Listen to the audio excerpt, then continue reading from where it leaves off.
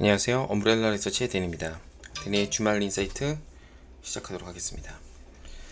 일단 시장 키워드 몇 개 말씀드릴게요. 이머징 쪽으로 중국을 비롯해서 자금의 유입이 계속되지만 한국은 지금 유출로 돌아섰다라는 거고요. 여기에 대한 이유는 뒤에서 말씀드리도록 하겠습니다. 일단 미국 달러 강세, 미국 조정세가 지속되고 있고 최근에 왜 M&A가 주목받는지 이 이슈에 대해서 고민을 한번 해봤습니다. 제가 말씀드린 게 종목보다는 일단 이 종목이 왜 이렇게 이 이슈가 왜 이렇게 되는지 그거에 대해서 좀 더 고민을 한 것들을 말씀을 드린 거거든요. ITO 차원에서 들어주셨으면 좋겠습니다. 선진국은 북미 위주로 3주 연속 강하게 유출이 됐어요. 역시 미국도 수급에는 장사 없다 라는 거고요. 그 다음에 인플레이션 둔화에도 동시장이 후행 지표로 연준의 긴축이 지속될 것이다 라고 하는데 이제 중국이 이제 바텀아웃 하고 있는 그런 상황이기 때문에 중국이 강력한 부동산 정책을 쓰는 경우에는 또 이제 커머디티 가격이 또 움직일 수 있죠. 지금은 유가가 움직이지 않고 있지만 유가가 만약에 다시 오르면은 낭패일 수밖에 없습니다. 그래서 금리를 선제적으로 올려놓는다 이렇게 생각하시면 될 것 같아요. 그래서 작년 대비해서 올해 미국 매크로가 중요하다 안 중요하다 중요하지만 작년만큼은 아니다라고 이제 지속적으로 말씀드리고 있습니다. 지난주에는 왜 근데 안 하셨나요 했는데 저희 사무실에 있는 분들하고 이제 워크숍을 잠깐 해외로 갔다 왔어요. 그것 때문에 유튜브를 하지 못한 점 양해 말씀 부탁드리겠습니다.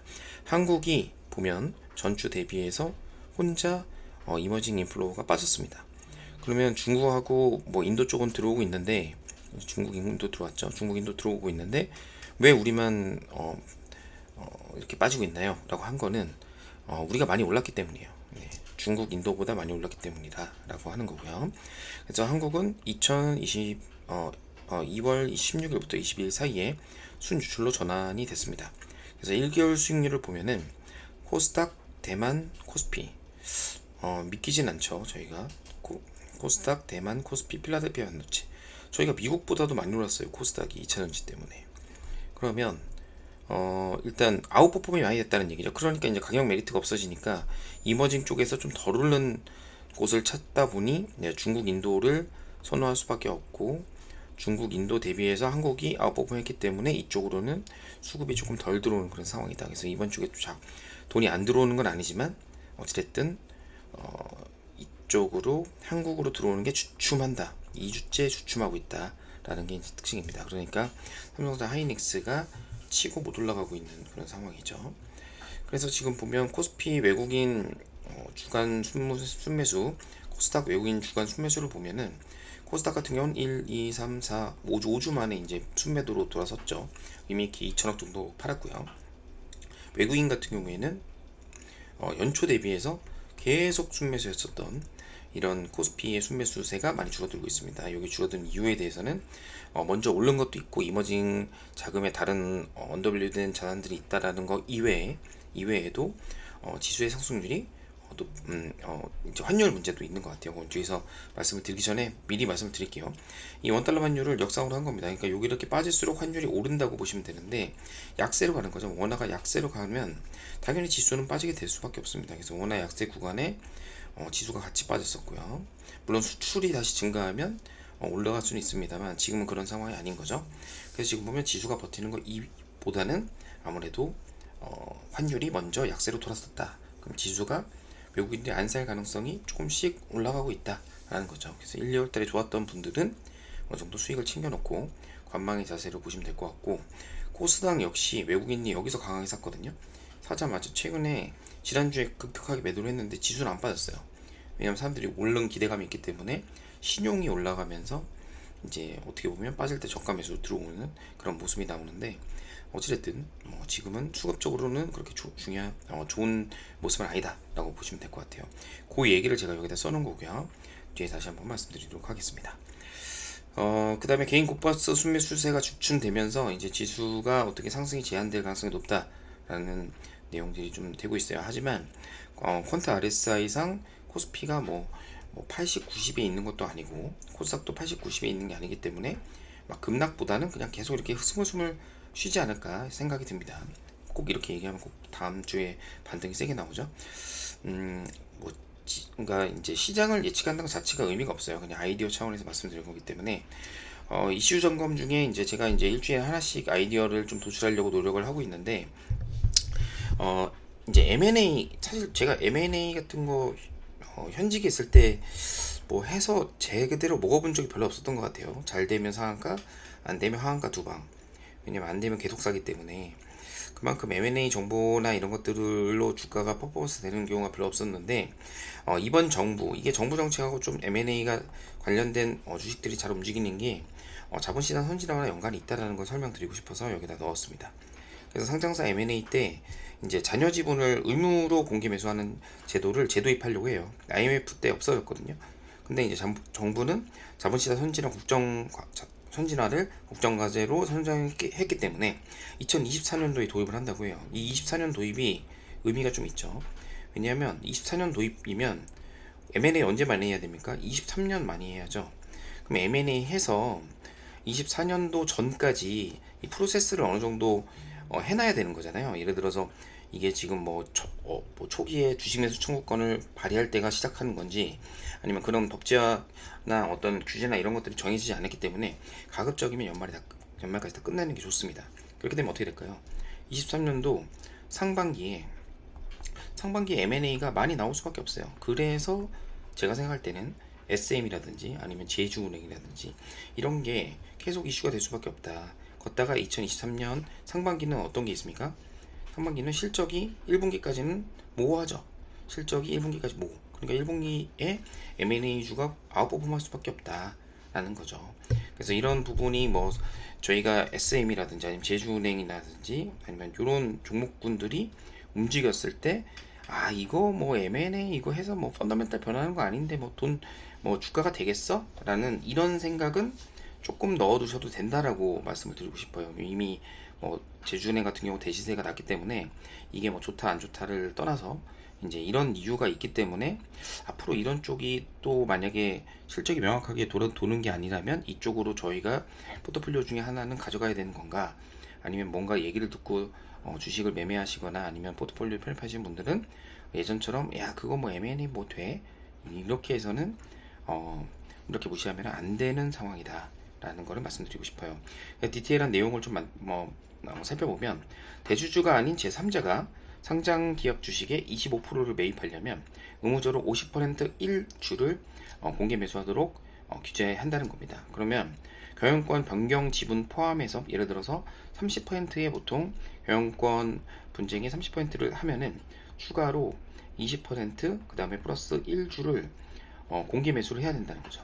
그러면은 소액주주들밖에 없겠죠. 만약에 뭐 백기사가 뭐 기존 경영권의 백기사라든지 아니면 뭐 그냥 단순 FI라든지 이런 분들, 아니면 어느 편의도 아니라는 캐스팅 보트를 갖고 있는 쪽이 있다면 이제 그쪽 거를 사오지 못하는 이상은 결국 이런 20 플러스 1주로 가져갈 수밖에 없다. 그래서 소액주주들에 대한 주식 매수 청구권이 반영되는 게 이제 2024년도, 이게 연말 되면은 굉장히 내년도를 보면서 이제 법제화가 많이 됐거든요. 특히 언제가 많이 될까요?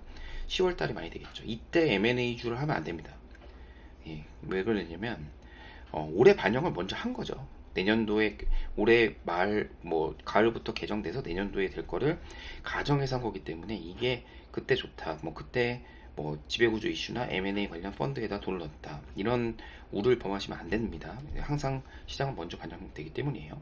그래서 지금 보면은 문제가 됐던 게 뭐냐면 미래에셋증권에 이런 데서 이제 개인 주주들 공개매수 청구권으로 살 때는 시장 경영권 프리미엄 같은 거에 반토막 내서 사오고 막 이랬었어요. 그러니까 당연히 개인 대주주들한테는 불행한 그런 이슈가 될 수밖에 없었던, 기존 경영자는 되게 비싸게 파는데 나는 반값에 줘야 되는, 회사에 줘야 되는 이런 안 좋은 상황을 막기 위해서 이제 이런 것들을 합니다. 이거는 뭐 있어야 된다고 저는 생각하고요. 기본적으로 미국 같은 경우도 뭐 명문화된 제도는 없지만 이제 일반 주주 권익 보호가 잘못되는 경우 뭐 시간 오래 걸렸지만 민사소송으로 넘어갈 수 있다라는 내용도 있긴 있습니다. 그래서 토종 행동주의 펀드들이 이제 또 3월달이죠. 3월달에 또 중요한 이슈가 있는 게 주주 제한이 많이 쏟아져요. 단기적으로 M&A 이슈나 주주 제한이 부각되는 업체들이 1분기에 상반기 아웃퍼폼할 가능성이 높습니다. 그래서 여기서 말하는 주주 제한에는 뭐 코스피 이전 상장 이런 것도 있어요. 예를 들어서 우리 코스닥 있으니까 맨날 눌리는데 코스피 올라갈 때만큼 외국인 들어올 때 우리 맨날 소외되잖아. 코스닥이 코스피로 이전 상승 좀 하자, 이런 내용들이 어떤 소문이나 루머가 나왔을 때 예전에는 뭐가 가능성이 뭐 예를 50이었다면 지금은 2배 정도 된다, 이런 분위기를 저는 말씀을 드리고 싶었던 겁니다. 그래서 토종 행동주의 쪽으로 이제 어느 정도 가열차게 되겠죠. 요즘에 웬만한 운용사들도 그냥 내부 상장 주식은 적게 하고 다 행동주의 한다고 각 주식을 막 사시고 연합하고 막 이런 모습들이 많이 나오는데, 이런 부분은 뭐 사실 긍정적이라고 생각을 합니다. 그래서 이런 내용들이 왜 있는데 주가가 움직이냐, M&A주가 왜 움직이냐가 이제 처음에 포인트였잖아요. 이렇게 뭐 정부가 자본시장 선진화의 일환으로 되는 것도 있지만, 결국 1분기 실적이 나오고 뭐 2분기에 실적 개선세 업체들, 뭐 피부, 의용, 의료기기 빼고는 사실 그렇게 섹터별로 눈에 띈 업종들은 다 없었어요. 그러니까 결국엔 M&A나 이런 주주 제안들이 가장 아웃퍼폼하는 시기는 1분기, 현재 지금 3월하고 2분기 초 정도 되지 않을까. 이제 2분기 중반 정도 되면 1분기 실적들이 나오잖아요.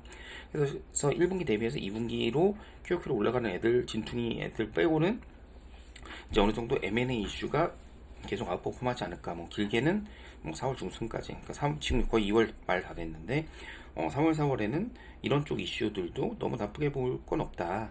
라서 좀 촉각을 저희가 세워야 된다, 이렇게 생각합니다. 뭐 이런 쪽 내용들은 뭐 BYC라든지 어떤 행동주의 펀드들의 움직임이 3월달 주총 시즌에 굉장히 활발해질 거다라는 것 때문에 이런 이슈들을 해봤고, 이게 단순히 3월달만 되는 이슈가 아니고 내년까지는 되겠지만 주가는 3월달에 위주로 움직일 거다라는 게 저희 가장 큰 아이디어였습니다. 그래서 지금 보면 뭐 M&A 이슈 많이 나오죠. 뭐 남양유업도 나오고, 이게 지분 경쟁, 뭐 M&A 이런 것들이 다 이런 것 때문에 요즘에 쏟아진다라고 보시면 될 것 같아요. 물론 한국의 가장 큰 디스카운트 유형이었던 지배 구조를 개선한다라는 것도 어느 정도 영향이 있을 거라고 보고 있습니다. 그래서 개별 종목 아이디어는 참고로 보시면 될 것 같고, 일단 퀀트로 어떻게 시장을 퀀트가 보고 있는지 좀 볼게요. 고점 대비는 코스피 코스닥 3개월 고점 대비에는 다 조금씩 레벨이 낮아지고 있습니다. 여기 숫자가 잘못됐네요. 예, 그 다음에 미국 대비해서 한국이 미국은 나스닥 그래도 꽤 반등 세긴 것 같은데 라고 하지만, 한국 대비 미국 성과를 보면은 코스닥하고 나스닥하고 보면 굉장히 언더퍼폼 했어요. 지금 보면 언더퍼폼 하고 있죠. 이 나스닥이 밑으로 가면 언더퍼폼 한 겁니다. 이쪽 위로 가면 코스닥이 아웃퍼폼인데, 아니죠, 나스닥이 아웃퍼폼이죠. 반대로 말씀드렸습니다. 죄송합니다. 미국 대비해서 한국이 덜 빠지고 오를 때 더 오른다. 작년하고 완전 반대 모습이죠. 작년과 반대. 그러니까 이제 미국이 빠졌으니까 우리도 막 2% 빠질 거야. 그럼 미국 2% 빠지니까 우리도 2% 빠져야 돼. 근데 생각보다 우리나라 뭐 보합에 끝나거나 아니면 플러스로 끝나거나 이러죠. 생각보다 작년 대비해서는 나쁘지 않을 거다. 국가별 수익률을 연초부터 수익률을 보면은 인플레이션을 말씀드리면, 필라델피아 코스닥 최상위권을 유지하고 있고요. 작년에 굉장히 안 좋았던, 연간 내내 안 좋았던 낙폭과대의 띠이 계속 유지되고 있고, 그 다음에 3개월 수익률을 보면은 항생지수가 굉장히 많이 올랐어요. 그 다음에 필라델피아 코스닥의 순위가 상승을 했고, 코스피도 순위를 좀 상승했습니다. 1개월 수익률로는 항생이 이제 차익 실현이 세게 나왔고요. 코스닥이 2주 연속 순위권 상위. 여기서 의미하는 게 뭐냐? 아까 말씀드렸죠. 이머징으로 자금이 들어오지만 한국은 먼저 올랐기 때문에, 한국은 세게 강하게 먼저 올랐기 때문에 약간 좀 천천히 사자라는 분위기가 외국인들한테 있을 수 있다라는 거예요. 지금 보면 놀랍죠? 저희가 지수가 코스닥이 막 15% 올랐다는 거, 코스피가 9% 올랐다는 거, 이런 부분을 저희가 염두를 좀 해둬야 될 것 같습니다. 그래서 앞부분에 말씀드린 거랑 확인해 보시면 될 것 같고요. 그 다음에 IT와 바이오의 상대항들을 보는데 뭐 거의 쌤쌤해요. 그러니까 결국 반도체도 IT가 만약에 이걸 보시고 바이오가 빠지고 있다, 반도체는 뭐 스물스물 빠지겠네, 반도체만 좋지는 않겠다라고 차트를 이해하시면 될 것 같습니다. 그 다음에 코스피 순매수, 그 다음에 개인 코버스 순매수를 보면은 요게 좀 쏴한 거죠. 지금 분위기에서 봤을 때. 왜 그러냐면, 외국인의 순매수가 지금 정고점을 넘어섰을 때 저희가 대형주들이 아웃퍼폼을 많이 했거든요. 요게 이제 어떻게 보면은 올 연초 1월부터였어요. 1월, 2월이 대형주들이 나쁘지 않았는데 약간 포모가 왔었죠. 근데 이제 지수가 상승이 제한되고, 이제 이때도 띵 종목들, 뭐 인공지능이라든지 로봇 관련 주들이 움직이긴 했지만, 지수가 이제 막혀 있다면 지수가 이제 외국인의 순매수가 순매도로 지금 전환되고 있다. 이 부분이 좀 싸한 거죠. 그래서 이렇게 쌓아서 이게 이렇게만 이게 돼도 일단 지수는 뭐 5에서 10%는 조정이 나올 수 있는 부분인데, 뭐 이머징 쪽으로는 자금이 들어오니까 뭐 이런 모습을 보이지 않을까라고 하는데, 요거는 뭐 그렇게 큰 임플리케이션은 없습니다. 다만 지수의 상승이 제한되겠다. 그러면 뭐냐, 삼성전자, 하이닉스 이런 거만 가지고 지금은 단기에는 수익이 나진 않겠다. 결국 기관들은 수익률 싸움을 위해서 결국 연초 대비 많이 올랐던 종목들을 매매로 하는 게 훨씬 더 수익률이 좋거든요.